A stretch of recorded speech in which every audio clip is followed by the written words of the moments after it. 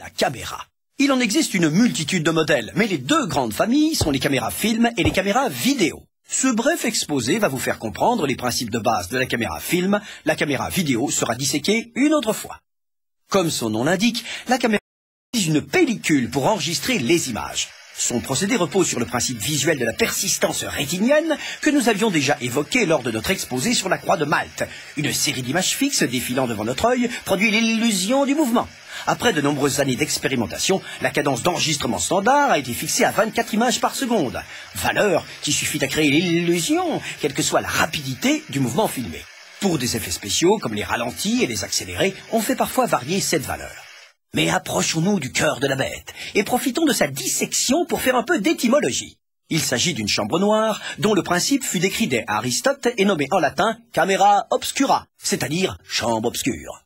Nos langues pressées n'en ont retenu que le premier mot, caméra. Voici son dispositif simplifié pour vous en faciliter la compréhension.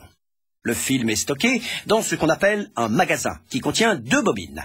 La bobine pleine, débitrice, contient la pellicule vierge et la bobine vide, réceptrice, recueillera au fur et à mesure la pellicule exposée.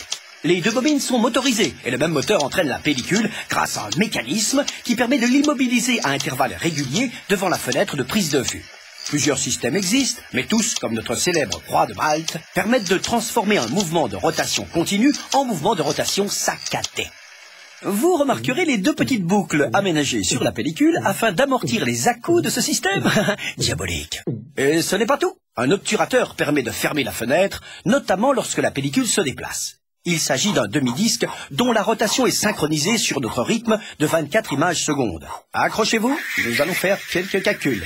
Pendant un demi-tour, soit 1/48e de seconde, la pellicule est exposée, puis cachée pendant l'autre demi-tour. Avec ce réglage, vous remarquerez que lorsque l'on filme des actions rapides, les images sont floues, car l'exposition pendant 1/48e de seconde était trop longue. Qu'à cela ne tienne, l'obturateur est en fait constitué de deux demi-disques dont on peut ajuster les positions pour obtenir un temps d'exposition plus court, 1/100 de seconde, 1/200 de seconde, etc., etc., etc.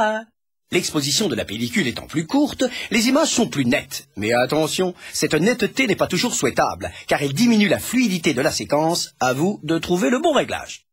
Quelques précisions maintenant sur la fenêtre d'exposition. Elle aussi est paramétrable. Rappelez-vous notre exposé sur les formats, selon que vous souhaitiez faire du 1.33, du 1.66, du 1.85, etc.